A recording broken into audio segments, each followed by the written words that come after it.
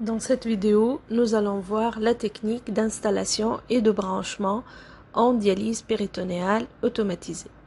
La première étape, c'est la préparation du matériel et on va avoir besoin du bouchon pour le débranchement, de gants stériles, de compresses, de la poche de solution de dialyse ou de dialysa qu'on va choisir en fonction de la prescription et des besoins du malade.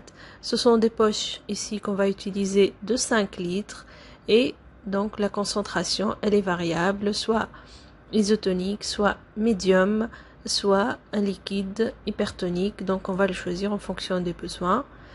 On aura également besoin des lignes qu'on va brancher avec la cassette et de quoi effectuer le nettoyage des surfaces.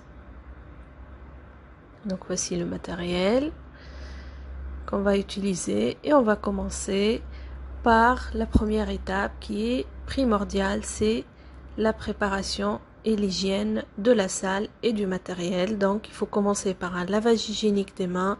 Il faut préalablement nettoyer la salle où on va effectuer la dialyse péritonéale et bien sûr il faut nettoyer toutes les surfaces et en particulier le cycleur qu'on va utiliser.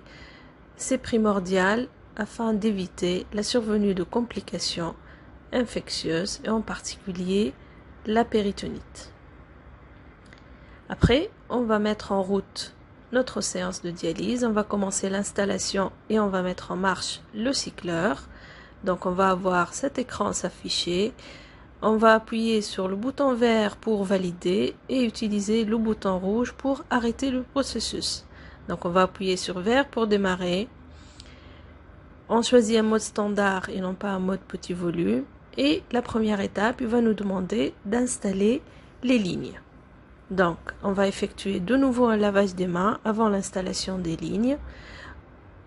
On va prendre la cassette et les lignes et on va les installer sur le cycleur. Donc, voici les lignes, les différentes lignes qu'on va utiliser. Et avec, il y a la cassette que vous voyez ici et qu'on va installer au niveau du boîtier du cycleur. Donc on va ouvrir le boîtier, voilà, on va ramener le curseur vers le haut, on va installer la cassette qui va s'emboîter dans cette petite, voilà, et on va de nouveau refermer le boîtier. Donc après on va mettre les lignes, donc voilà. Donc ce sont les différentes lignes qu'on va utiliser pour la sortie, pour les poches et pour connecter le patient. Après avoir installé la cassette et les lignes, on va commencer un test automatique de la machine. Après quoi, il va nous demander de connecter les poches et d'ouvrir les clans. Donc on appuie sur le bouton vert pour valider et on va connecter là où les poches. Donc si on utilise une seule poche, on va la mettre sur le réchauffeur et on va utiliser la ligne avec le bouchon rouge qui va toujours aller vers la poche qui est sur le réchauffeur. Et si on va utiliser plusieurs poches, on va utiliser les autres lignes dont les clans sont blancs. C'est pas le bouchon, c'est le clan. Donc, la première ligne que vous voyez ici, c'est la ligne de sortie ou de drainage qu'on va mettre au niveau du bidon ou du récipient dans lequel on va effectuer le drainage. Vous voyez que la ligne de drainage comprend deux parties, une partie pour le drainage et une partie pour effectuer les prélèvements. La deuxième ligne avec le clan rouge, rouge c'est pour dire chauffage, chaleur, donc on va le brancher sur la poche qui existe sur le réchauffeur du cycleur, donc immédiatement sur le cycleur. Donc il faut essayer de connecter cette poche sans toucher les extrémités proprement pour éviter les risques infectieux. Donc on va enlever le cache ici, on va enlever le cache ici et on va connecter la ligne à la poche sans toucher bien sûr les extrémités. Il faut toujours essayer de manipuler de loin. Donc là on a fixé la poche. Voilà, maintenant on va ouvrir les clans. Ça, c'est les lignes pour les autres poches, si on a besoin d'une deuxième ou une troisième poche. La ligne avec le clan bleu, c'est quand on va utiliser un liquide différent. Sinon, les autres, c'est pour les liquides identiques. Et la dernière ligne, c'est la ligne qu'on va connecter au patient.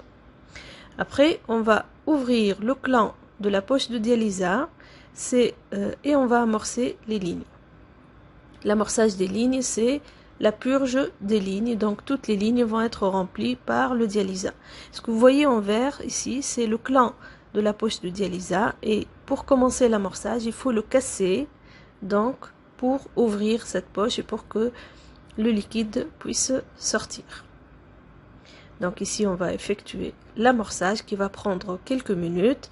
Et à la fin de l'amorçage, la machine va afficher ce message. Elle va nous demander de se connecter ou de connecter le patient. Donc maintenant, vous voyez ici le cathé de dialyse péritonéale. Il faut l'ouvrir stérilement et il faut le connecter.